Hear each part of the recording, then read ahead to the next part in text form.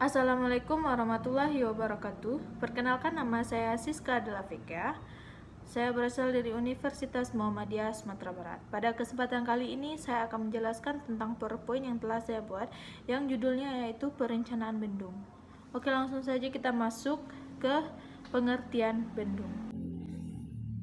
Bendung adalah suatu bangunan yang dibuat dari pasangan batu kali, bronjong atau beton yang terletak melintang pada sebuah sungai yang berfungsi meninggikan muka air agar dapat dialirkan ke tempat-tempat yang memerlukan.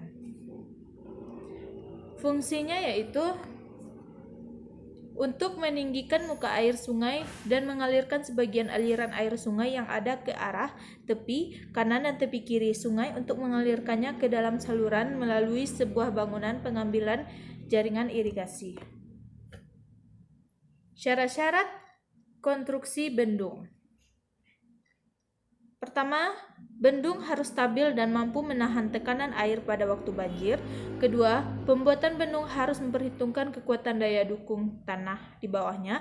Yang ketiga, bendung harus dapat menahan bocoran atau seepage yang disebabkan oleh aliran air sungai dan aliran air yang meresap ke dalam tanah. Tinggi ambang bendung harus dapat memenuhi tinggi muka air minimum yang diperlukan untuk seluruh daerah irigasi. Selanjutnya, bentuk peluap harus diperhitungkan sehingga air dapat membawa pasir, kerikil, dan batu-batu dari sebelah hulu dan tidak menimbulkan kerusakan pada tubuh bendung. Pilihan lokasi pembangunan bendung didasarkan atas beberapa faktor. Yang pertama, keadaan topografi. Dalam hal ini, semua rencana daerah irigasi dapat terairi sehingga harus dilihat elevasi sawah tertinggi yang akan diairi. Yang kedua, bila elevasi sawah tertinggi yang akan diairi telah diketahui, maka elevasi mercu bendung dapat ditetapkan. Yang ketiga, dari kedua hal di atas, lokasi bendung dilihat dari segi topografi dapat diseleksi. Yang kedua, berdasarkan keadaan hidrologi. Dalam pembangunan bendung, yang patut diperhitungkan juga adalah faktor-faktor hidrologinya, karena menentukan lebar dan panjang bendung serta tinggi bendung tergantung pada debit rencana. Faktor-faktor yang diperhitungkan yaitu masalah banjir rencana, perhitungan debit rencana, curah hujan efektif, distribusi curah hujan, unit hidrograf, dan banjir di site atau bendung. Yang ketiga, berdasarkan kondisi topografi.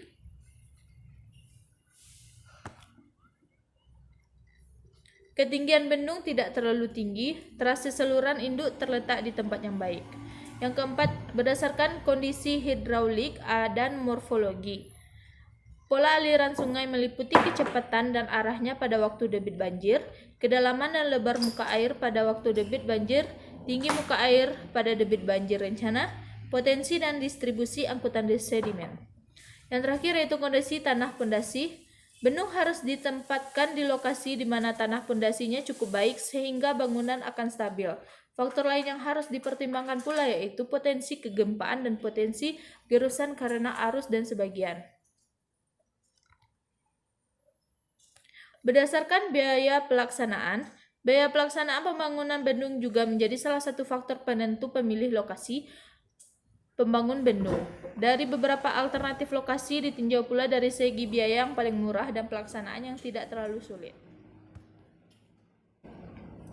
Pembagian jenis-jenis bendung. Yang pertama, berdasarkan cara pembendungannya. Bendung. Bila seluruh atau sebagian besar dari pembendungannya dilakukan oleh sebuah puncak pelimpah yang permanen, meskipun bendung juga dilengkapi dengan pintu, tetapi bagian dari pintu ini lebih kecil dalam pelaksanaan pembendungan air. Barage. Jika seluruh pembendungan atau sebagian besar dari pembendungan dilakukan oleh pintu, pada barage yang pembendungannya dilakukan seluruhnya oleh pintu, maka pada waktu banjir pintu tersebut dibuka sehingga peluapannya akan menjadi minuman atau berkurang. Berdasarkan fungsinya, bendung pengarah atau diversion weir. Diversion weir adalah suatu bangunan pelimpah dengan atau tanpa pintu penutup dan terletak melintang atau memotong kedalaman dasar sungai. Fungsinya adalah membelokkan air sungai ke saluran primer. Bendung penahan. Fungsinya adalah untuk menyimpan air banjir atau menahan air banjir pada saat banjir datang sebagai penahan atau pengontrol banjir. Berdasarkan bentuk dan material konstruksi, yaitu masonry weir with vertical drop. Bendung tipe ini terdiri dari sebuah lantai horizontal dan sebuah puncak ambang dari pasangan batu tembok dengan permukaan air hampir tegak. Bendung tipe ini cocok untuk tanah dasar lempung keras. Yang kedua itu rock dry stoneware. Bendung tipe ini adalah tipe yang sederhana. Tipe ini cocok untuk tanah dasar berpasir halus seperti tanah aluvial.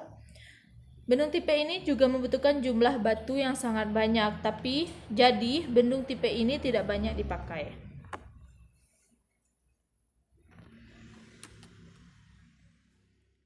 Pintu pengambilan atau intake berfungsi mengatur banyaknya air yang masuk saluran dan mencegah masuknya benda-benda padat dan kasar ke dalam saluran. Pintu penguras dapat kita lihat pada gambar tersebut. Itu adalah pintu penguras yang berfungsi untuk menguras bahan-bahan endapan yang ada pada sebelah udik pintu tersebut. Bangunan yang terdapat pada bendung. Yang pertama, tubuh bendung weir. Dapat kita lihat di gambar tersebut, berfungsi untuk membendung laju aliran sungai dan menaikkan tinggi muka air sungai dari elevasi awal. Yang kedua, pintu air atau gates berfungsi untuk mengatur, membuka, dan menutup aliran air di saluran baik yang terbuka maupun tertutup. Bagian yang penting dari pintu air yaitu daun pintu, angker,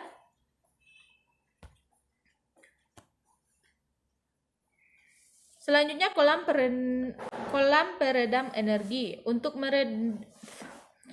meredam kecepatan yang tinggi itu dibuat suatu konstruksi peredam energi. Bentuk hidrolisnya adalah merupakan suatu bentuk pertemuan antara penampang miring, penampang lengkung, dan penampang lurus. Selanjutnya kantong lumpur berfungsi untuk mengendap fraksi-fraksi sedimen yang lebih besar dari fraksi pasir halus 0,06 sampai dengan 0,07 mm dan biasanya ditempatkan persis di sebelah hilir bangunan pengambil.